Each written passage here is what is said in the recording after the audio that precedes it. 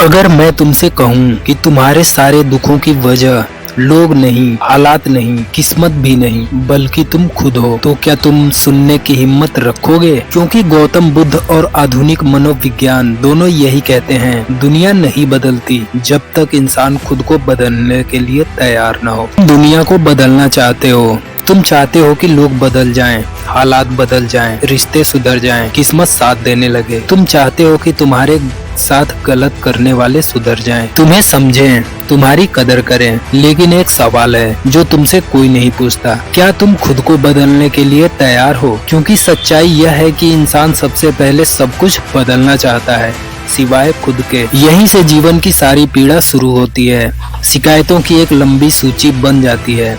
माँ बाप सही नहीं थे, समाज खराब है, लोग धोखेबाज हैं, समय गलत है, किस्मत साथ नहीं देती। लेकिन कभी तुमने खुद से पूछा, अगर हर कोई गलत है तो सही कौन है? अगर हर रिश्ता बोझ बन गया तो समस्या रिश्तों में है या देखने वाले की आंखों में? गौतम बुद्ध ने बहुत साधारण शब्दों में लेकिन बहुत गहरी बात कही थी। दुख बाहर से नहीं आता, दुख भीतर पैदा होता है। इंसान जिस दिन यह समझ लेता है, उसी दिन से उसका जीवन बदलने लगता है। लेकिन यह समझना आसान नहीं है, क्योंकि मन हमेशा बाहर की ओर उंगली उठाता है। मन कहता है मेरे साथ ऐसा इसलिए हुआ क्योंकि सामने वाला गलत था। मन कहता है मैं ठीक हूँ, दुनिया खराब है। यही मनोविज्ञान का सबसे खतरनाक जाल है, विक्टिम मेंटालिटी। आधुनिक मनोवैज्ञानिक भी आज यही कहते हैं कि जो इंसान खुद को पीड़ित मानकर जीता है, वह कभी शक्तिशाली नहीं बन सकता। विक्टर फ्रैंकल जैसे महान मनोवैज्ञानिक ने कहा था, इंसान से सब कुछ छीना जा सकता है,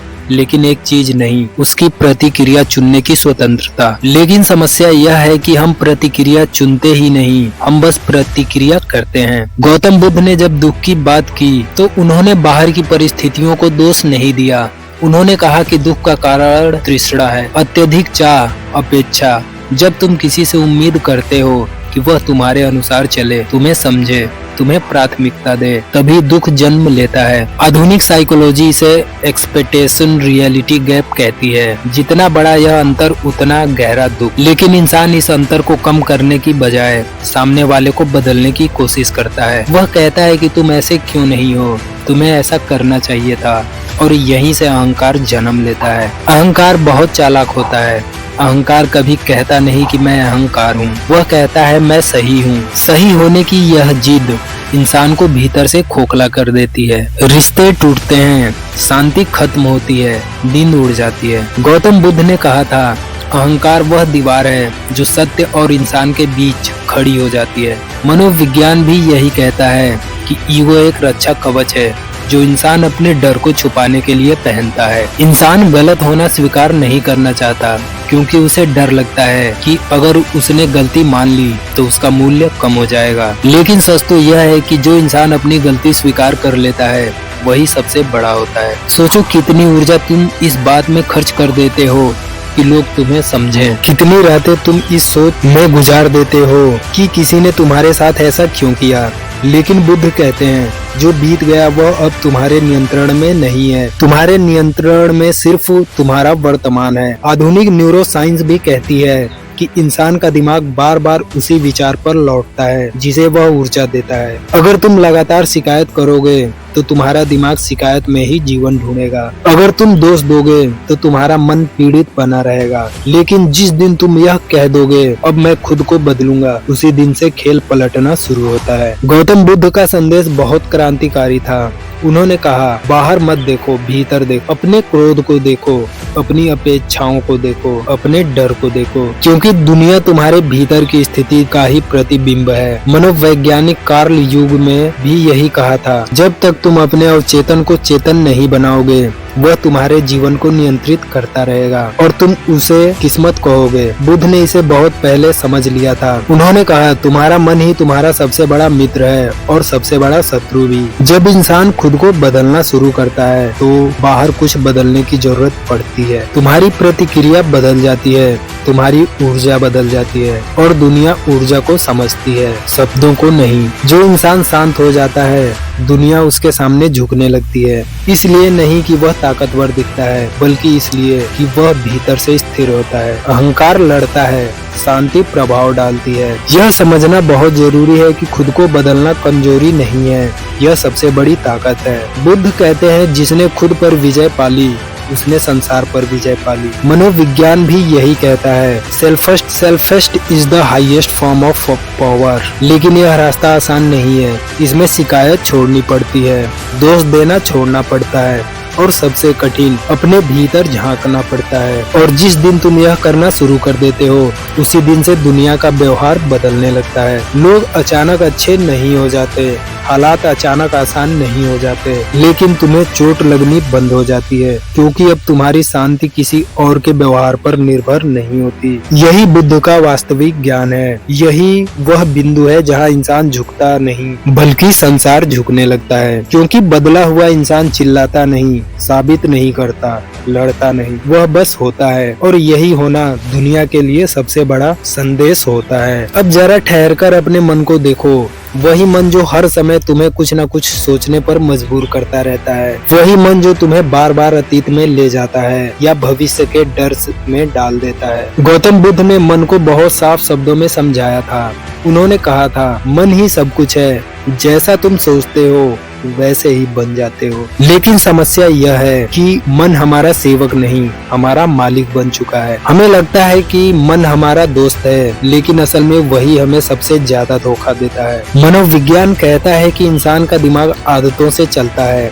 पुरानी सोच, पुराने डर, पुराने अनुभव, यह सब मिलकर एक ऐसा पैटर्न बना देते हैं जिससे बाहर निकलना मुश्किल लगता है। बुद्ध इसे संस्कार कहते थे। जो बार बार सोचा गया वही संस्कार बन गया, और वही संस्कार आगे चलकर हमारे निर्णयों को चलाने लगते हैं। इसीलिए इंसान जानता सब कुछ है। उसे पता है कि गुस्सा नुकसान करता है, उसे पता है कि डर, उसे पता है कि शिकायत कुछ नहीं बदलती, उसे पता है कि डर में लिया गया निर्णय गलत होगा, फिर भी वह वही करता है। क्योंकि जानना और बदलना यह दोनों अलग बातें हैं। जानना मस्तिष्क का काम है, बदलना मन की साधना है। आधुनिक न्यूरोसाइंस भी यही कहती है कि ब्रेन और माइंड एक चीज नहीं है। ब्रेन एक जैविक मशीन है, लेकिन माइंड अनुभवों का संग्रह है। ब्रेन सोचता है, माइंड प्रतिक्रिया करता है। ब्रेन वर्तमान में रहता है, माइंड अतीत और भविष्य में भटकता रहता है। और जब माइंड डर से भर जाता है, तब इंसान सही और गलत में फर्क नहीं कर पाता। बुद्ध ने इसी को अविद्या कहा है, अज्ञान। लेकिन यह अज्ञान पढ़ा लिखा न होने का नहीं होता,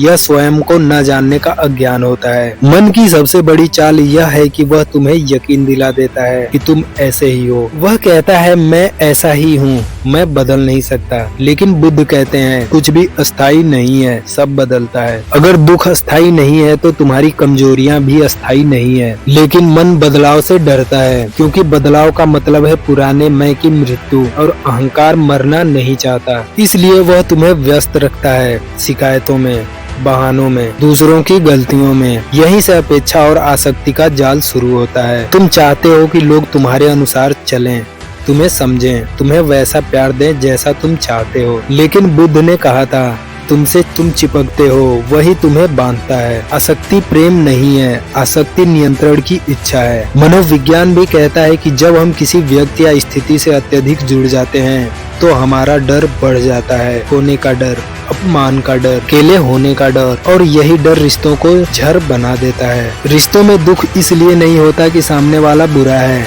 दुख इसलिए होता है क्योंकि हमारी अपेक्षा पूरी नहीं होती। एक्सपेक्टेशन और रियलिटी के बीच की दूरी जितनी ज्यादा पीड़ा उतनी गहरी। बुद्ध कहते हैं, अगर तुम शांति चाहते हो तो छोड़ना सीखो। छोड़ना भागना नहीं है, छोड़ना स्वीकार करना है। स्वीकार करना कि हर इंसान तुम्हारी कल्पना के अनुसार नहीं चल सकता, और जिस दिन तुम यह स्वीकार कर लेते हो उसी दिन से रिश्ते बोझ नहीं रहते। अब एक आम इंसान की कहानी सोचो।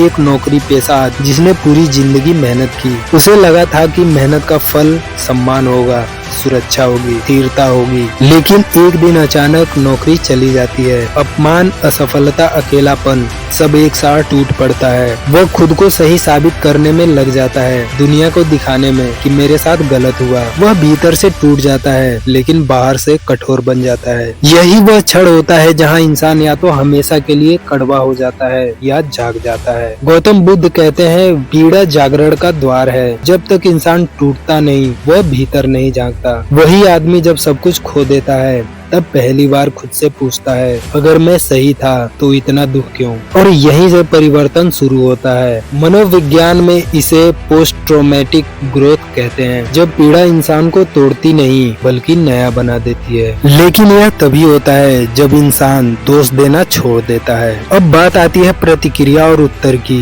रिएक्शंस तुरंत होती है, रिस्पॉन्स समझ से, रिएक्शन डर से आती है, रिस्पॉन्स जागरूकता से। बुद्ध ने मौन को ही बहुत महत्व दिया। उन्होंने कहा था मौन कायरता नहीं है, मौन सबसे बड़ी बुद्धिमत्ता है। दोस्तों ये वीडियो आपको कैसी लगी कमेंट करके जरूर बताना। साथ ही ऐसी बुद्धा मोटिवेशनल वीडियोस के लिए हमारे इस चैनल को सब्सक्राइब जरूर करें और नीचे कमेंट करके जरूर बताएं कि ये वीडियो आपको कैसा लगा। मिलते हैं अगले वीडियो में, तब तक के लिए जय हिंद।